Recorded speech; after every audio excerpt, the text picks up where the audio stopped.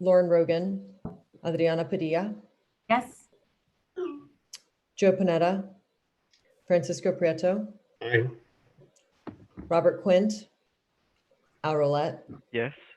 Jeff Sheehy, Yes. Oz Stewart, Yes. Jonathan Thomas, Yes. Art Torres, Diane Winokur. Here. Thank you. Okay, now on to item number 4, consideration of applications submitted in response to the special call for COVID-19 projects. We now move to the Application Review Subcommittee, which will be chaired by Dr. Stewart. Thank you, JT. So as usual, we'll start with the presentation from Dr. Zambrano. Thank you, Dr. Stewart. So this is the 7th and now last cycle of the COVID-19 program. And so we're bringing recommendations from the GWG regarding this last cycle for COVID-19. If I could have the next slide, please. So as you know, we started this a few months ago, and over the course of these 7, or at least the last 6 cycles, we've had 15 programs approved. 3 of those are clinical trials, and the types of projects ranging from discovery through the clinic, with the $5 million support that was allocated by the board. On the next slide is just a reminder of the different program types and the award amounts and award durations. For this particular cycle, we just had applications responding to the discovery or early discovery. That was the DISC 1 or DISC 2 program. Next slide, please. And also a reminder that for these discovery type programs, we do ask all applicants to provide a clear deliverable within 6 months, given the urgency of COVID-19. For the DISC 2, it means that these projects need to have data for a viable candidate that could progress quickly to the clinic. And for the DISC 1s, data to confirm or reject the hypothesis that they propose. So on the next slide, as we've put this program together, it also has given us the opportunity to implement some new and important policies, and one of them being addressing the needs of the underserved. This is particularly important because COVID-19 has had a disproportionate impact on minority and underserved communities in California and throughout the country. And so to address this for our clinical trial projects, we've required that all applicants include a plan for how they're going to perform outreach and inclusion of these underserved populations within their clinical trial study. And then for the earlier stage discovery projects, how it is that they have considered the disproportional impact of COVID-19 on those populations within their study plan and design. The next slide shows you the recommendations from the GWG. There were 10 applications that were reviewed and 2 recommended. The total of the 2 recommended is about $500,000. You'll notice that the funds available from the original $5 million allocation is only $272,000. However, the board also recently approved an allocation of $2 million from recovered funds for the DISC 2 program overall. And there is the possibility of using those funds as well in order to fund a COVID-19 DISC 2 project. So the 2 projects that are recommended are shown on this table. They come before you with very similar scores, both having had an 86, 12007 having a mean of 85, the other one a mean of 86. And the first one having 14 members of the scientific GWG scoring 85 or above, whereas 9 scored 85 or above for the other application. And so let me just give you a very brief overview of each of these. So this 2-12007 is entitled Pro Healing Biomaterial for Treating Lung Inflammation Associated with COVID-19. And so what this project aims to do is to develop and test an extracellular matrix-based biomaterial that is derived from either cardiac or lung tissue.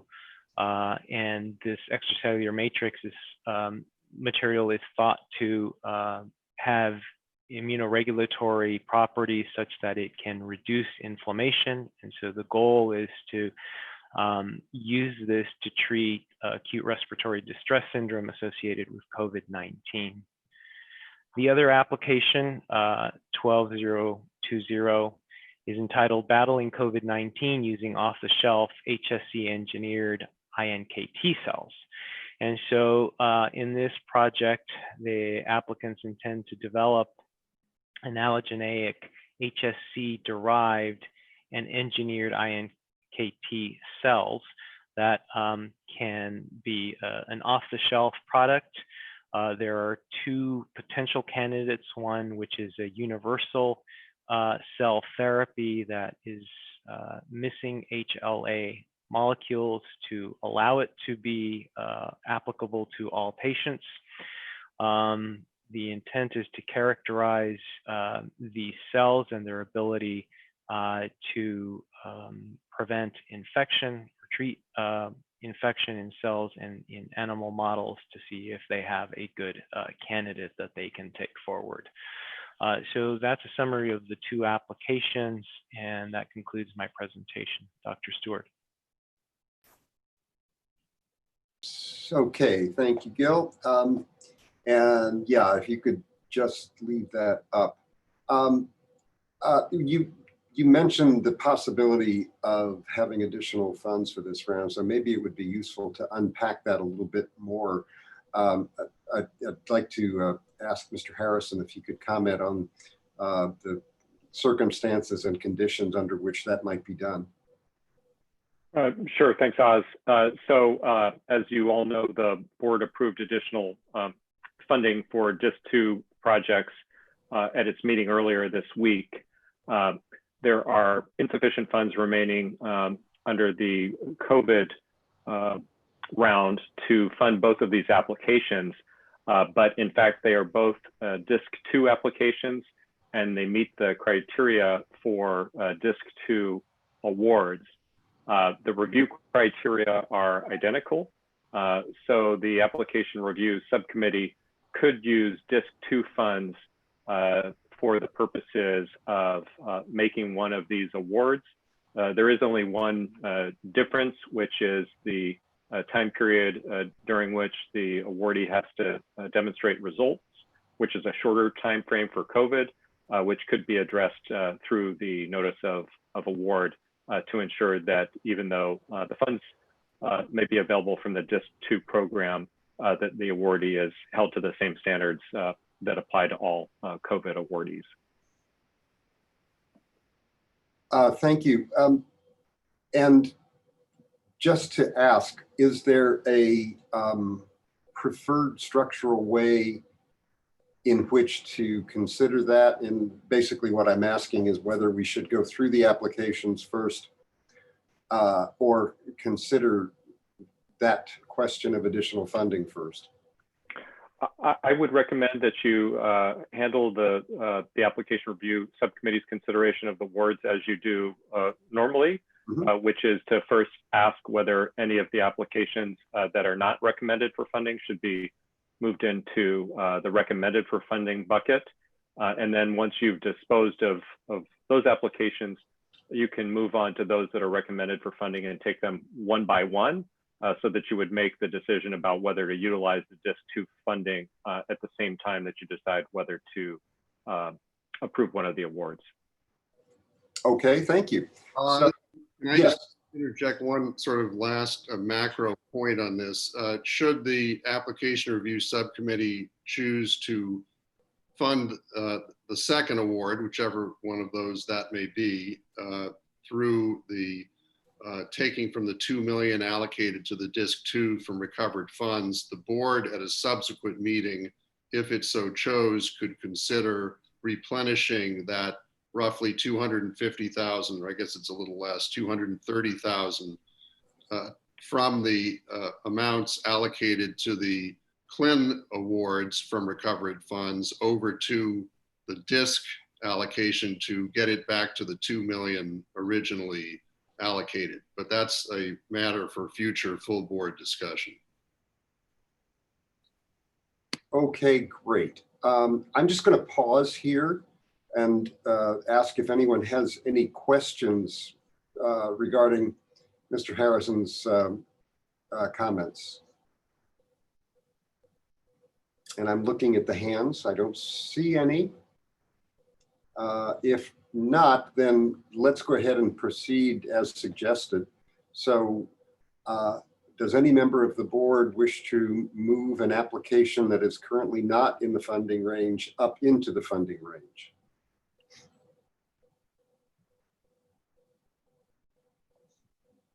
I don't see any hands. Maria, do you? No, no hands. Okay. So then we can proceed to considering these two proposals in order, I think. May I yes. interject for Please. a moment? It may make sense to close out consideration of those applications that are not recommended for funding before moving on to the ones that are. All right. Thank you. I missed that step. Apologize. Can we hear a motion to that effect? That is not to consider any of the applications in the range below 85. So moved. Second. Thank you. Discussion from the board.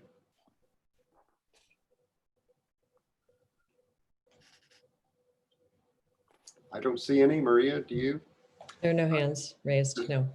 Discussion from the public.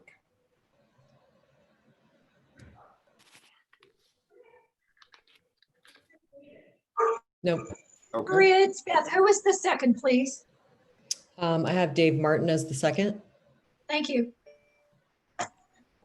So seeing no public discussion, Maria, could you call the roll? Anne Marie Dulege, Aye. Isabel Dronne, Yes. David Higgins, Yes. Steve Julesgard, Yes. Dave Martin, Yes. Lauren Rogan, Adriana Padilla, Yes. Joe Panetta, Francisco Prieto, Aye. Robert Quint, Al Rolette, Yes. Jeff Sheehy, Yes.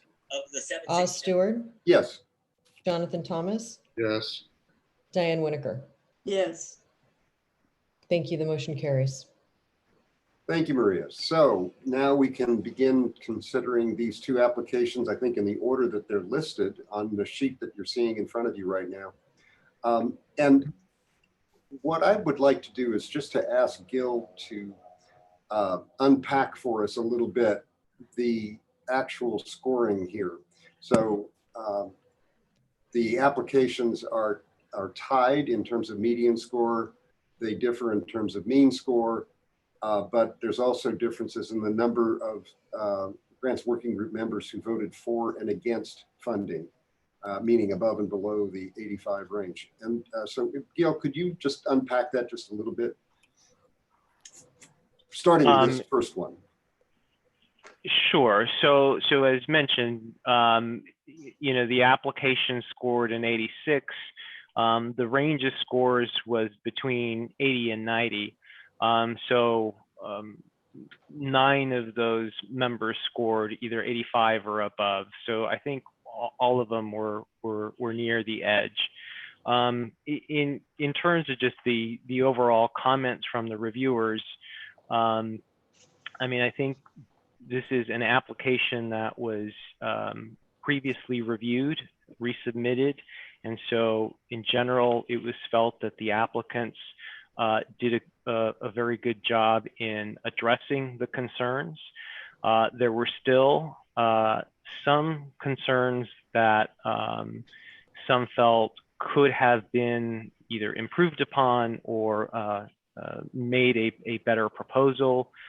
There are some that I think are difficult because you would need to kind of do the experiments to find out, such as the concern related to the cytokine release and the potential for these cells, if developed, to ultimately, have some negative effects. But that is something that's difficult to do. But I think in general, they felt that this is a good group that actually responded very quickly to the reviewer concerns, and were able to put forward a proposal that looks good. So I can answer any other questions that you may have, or that anybody else has on the project.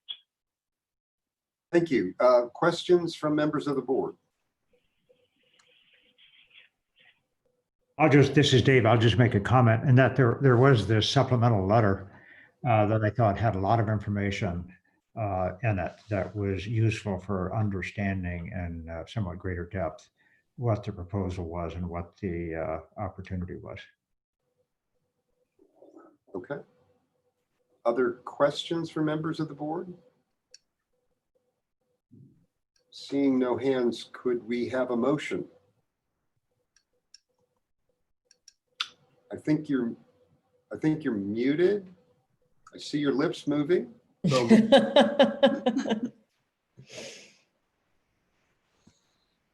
So moved, Oz. So moved. good. I'll second. I think JT gets the motion, and maybe Dave gets the second. How about that? So any further discussion by members of the board?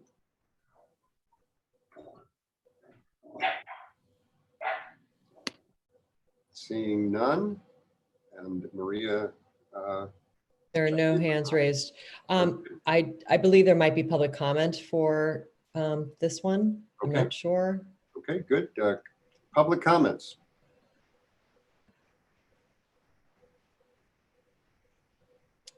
I guess not.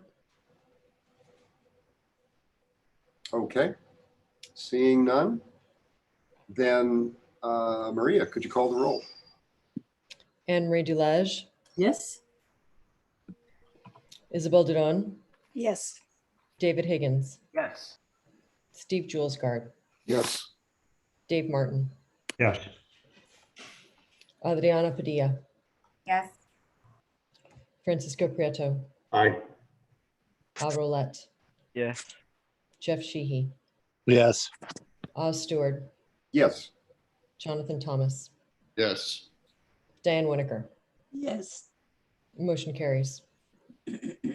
Thank you, Maria. Moving then to, could we get that screen back up, Gil? Yeah, Doug, could you put that back up, please? The spreadsheet. Thank you. There we go. Moving then to the second grant listed here. And again, Gil, if you could walk us through what the grant's about and the reviewer's Sure. comments.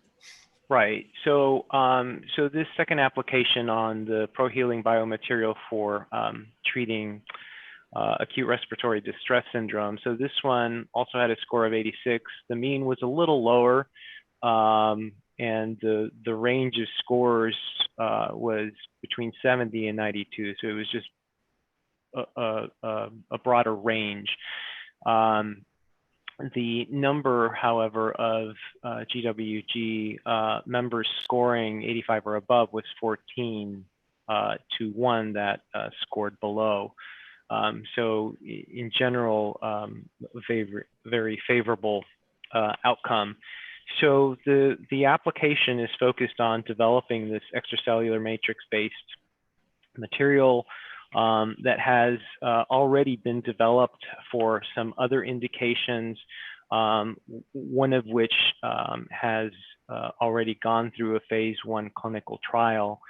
And the goal is to develop this material with the hopes of treating patients with ARDS, There is evidence to suggest that this has some immunoregulatory properties and so may be able to alleviate this in patients with COVID-19.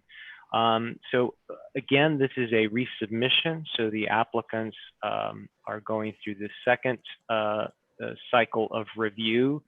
And also the GWG felt that the applicants did a good job in responding to the concerns and comments. One of the major ones from the previous review was the animal model they were using, which they thought was not quite appropriate for or relevant to COVID-19. So that was modified and changed. And so with the changes, I think the review panel felt that this was a much stronger and meritorious application. Happy to address any specific questions you may have.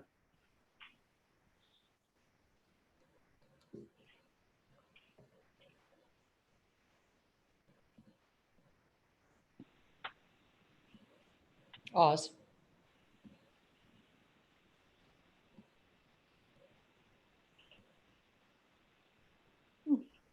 I think Oz Did just, we lose him? we did, but I think he's joining again. Okay.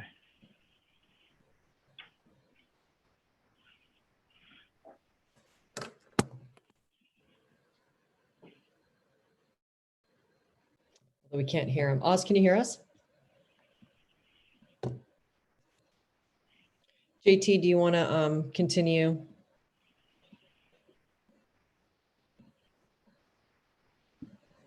Thank you, Maria. So the issue here again is in order to fund this grant, we would need to take, what's the exact amount, Gil, from the 2 million allocation for Disc 2? 250. Sorry, it's 250 approximately. It's so the exact amount for this grant is 249,974. However, we still had about 22,357 remaining from the COVID-19 allocation. So we would subtract that out of the Disc 2 allocation. Does that make Oz sense? is back. Yes, I am back. I apologize. For whatever reason, my other computer ceased working. Oz, I just, in your absence, just asked Gil, reminded the board that we would need to reallocate from the 2 million Disc 2 allocation to fund this. And I had asked Gil what the net amount was we would need to take out, factoring in what we had left in the COVID round. And he just had answered that question. And that's all we discussed while you were offline. So back to you. Thank you very much. I apologize for dropping off here.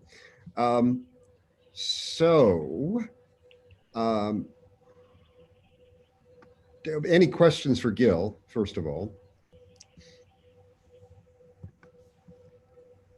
If not, oops, wait. That's a public comment. We can Okay. take that once the motion has been made. Yeah, right.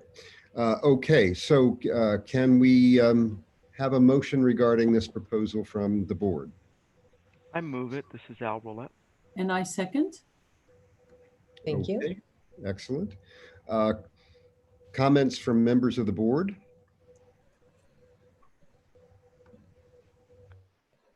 I don't see any hands, Oz. Okay, excellent. Public comments, and please remember that you have 3 minutes in total to make your comments. Thank you. Go ahead, Karen. You can start your public comment if you'd like. Oh, we Okay. can't Can everybody hear you. Oh, there you Can are. everybody Okay. hear me Yeah. okay? Yeah. Yeah. Okay. Thanks, everyone. I'll try to be brief. So I'm Karen Chrisman. I'm in the PI on the application that was just discussed. So I just wanted to make a couple brief comments and be available if there were any questions. But one thing I wanted to say is just that our team is really committed to translating this technology into COVID-19 patients.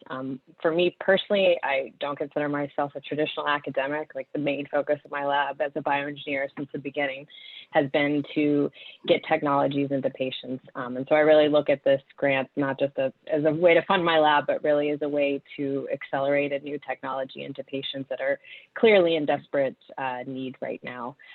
So I actually, as was mentioned in the review, I already have two successful INDs with our ECM hydrogel technology, one successful phase 1 clinical trial. So I've experience already in the manufacturing toxicity of this. So we think that is a big benefit, that we could really rapidly translate this technology into patients. I think another big plus too is because we're a biomaterial, it's actually relatively cheap. So compared to other traditional regenerative medicine therapies that I know CERM sees all the time, it's actually 1 or 2 orders of magnitude. So at least 10, if not 100 times cheaper than most of the other regenerative medicine therapies. And so especially because COVID-19 is disproportionately impacting underserved groups, I think having a more reasonably priced therapy could really basically allow this to be used widely in COVID-19 patients. And then just lastly, I'd like to note, of course, that we think the grants working group and, 14, we only had 1 person that didn't give us a funding score. So I think that shows the strong support for applications. So thanks for your consideration. If there are any questions, I'm happy to answer them. And I think my clinical colleague also might make a short comment. Yes, Mark's next. Hello, can you hear me? Yes. All right, great. So my name is, getting some background. I'm going to try to silence. Let me try to silence. Oh, we can't hear you now. Can you hear me? Yeah. Got 2 Sorry, mics. I'm getting background.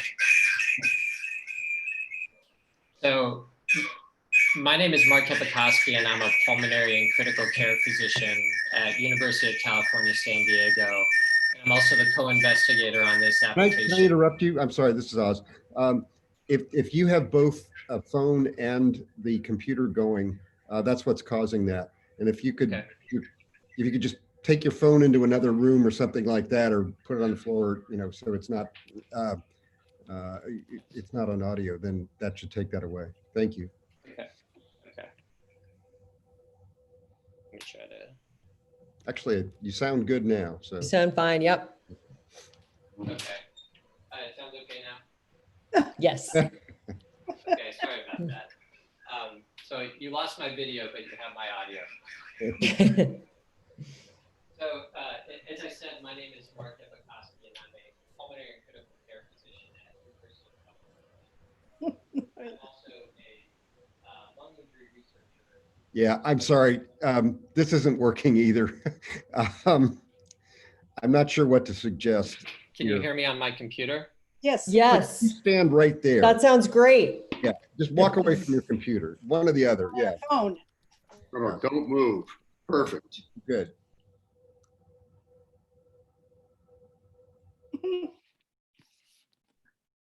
Was perfect.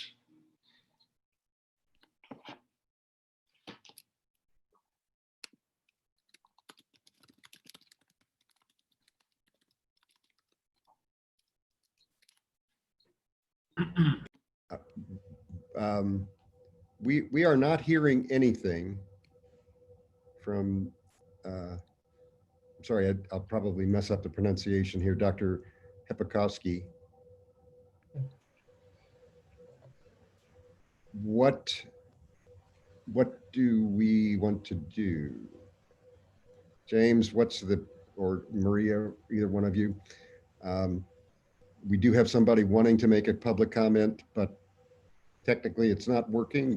What's the proper course of action here? Oz, I would recommend that we make one last effort to see if we can get him connected so that he can make his comment, and that if we're unable to do so, we can move on. Okay. Maria or somebody, do you Yeah. want to give that a try? Sure. He hasn't tried to log back on. It's just I wouldn't know how to get a hold of him. Otherwise, I don't know, Karen, if you can reach out to him and let him know. I just texted him to said to rejoin with Jessica's computer and not the phone. Sorry. Okay, everybody. there he is. He's trying to get in. Okay, we just let him in. Thank you. So he should be joining now. I see him connecting. You're on mute. Okay, there you go. There you are. Okay, let's give it another shot. All right, my sincere apologies for that. It's been a long week, to say the least. Okay, I'll be very quick, and I'll introduce myself one last time. So I'm a pulmonary and critical care physician, and I'm also a lung injury researcher, and that's why I'm working with Dr. Karen Chrisman on this application. And all I really wanted to say that as a clinician taking care of patients with severe COVID-19 in the intensive care unit, I'm in a unique position to comment on the clinical potential of this application. And one of the challenges in taking care of COVID-19 patients, and really patients with lung injury in general, is that they often present really late in the course when the inflammatory pathways and innate immune pathways to the virus have already been activated.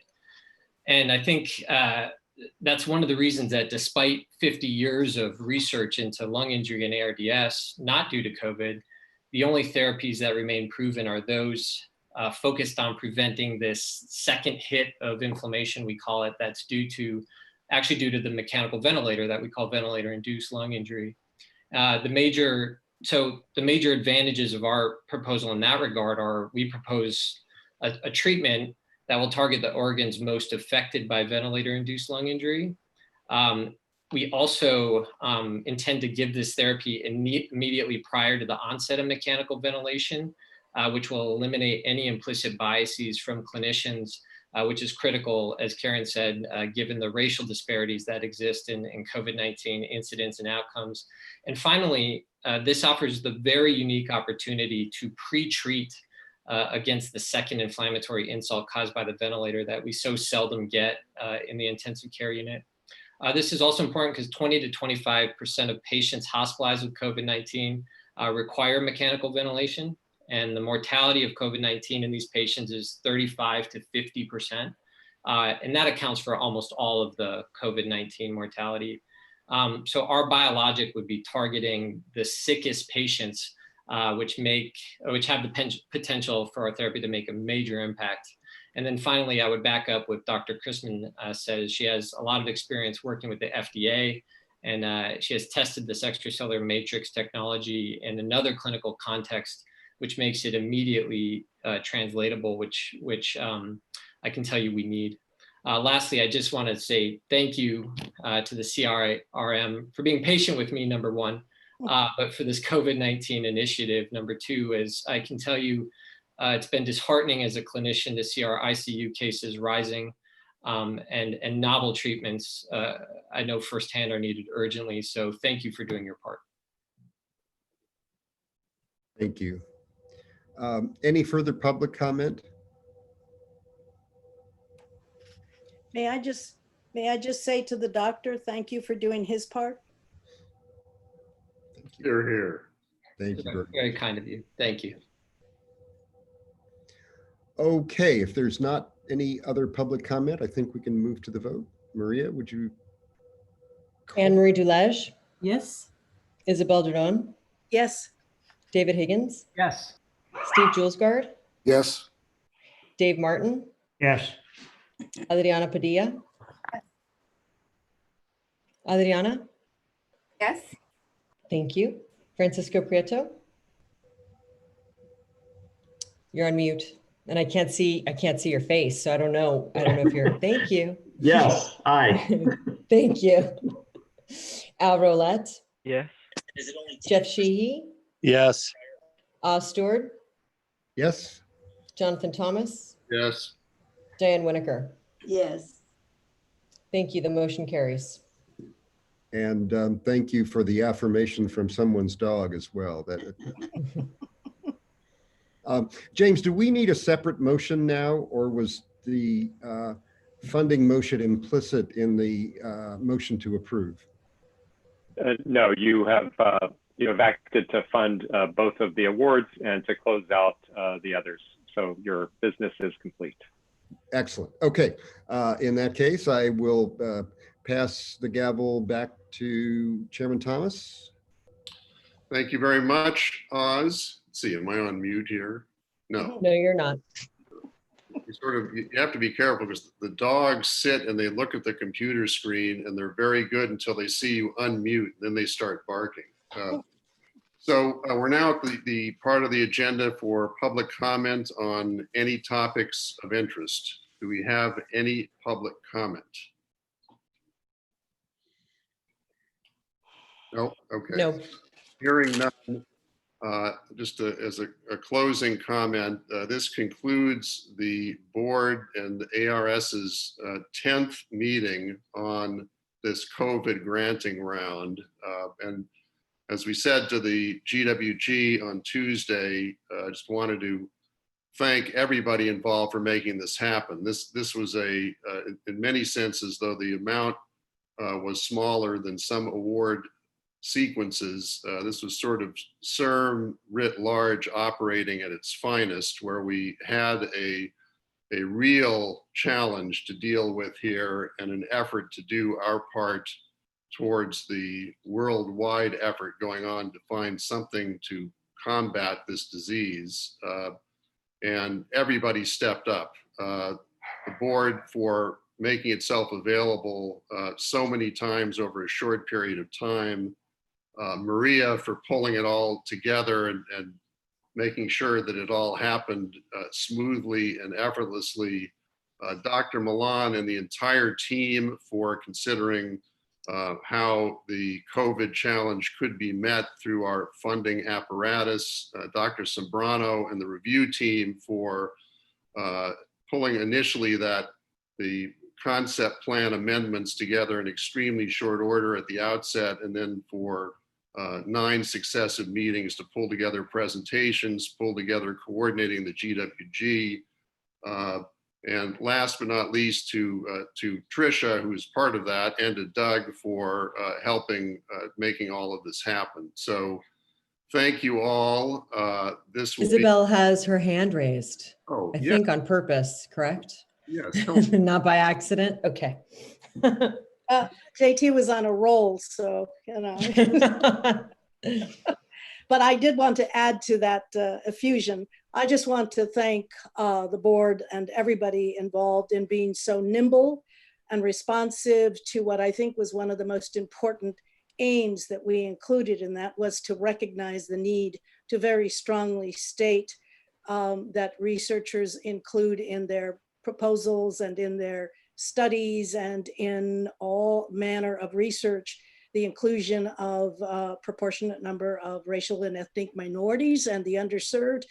I think we have set a model for others. I think, and I look forward to us continuing to do this, to lead on this into beyond. And I thank everybody for really getting behind this. I really appreciated to see everybody recognize that this was a very crucial element in our funding. Thank you.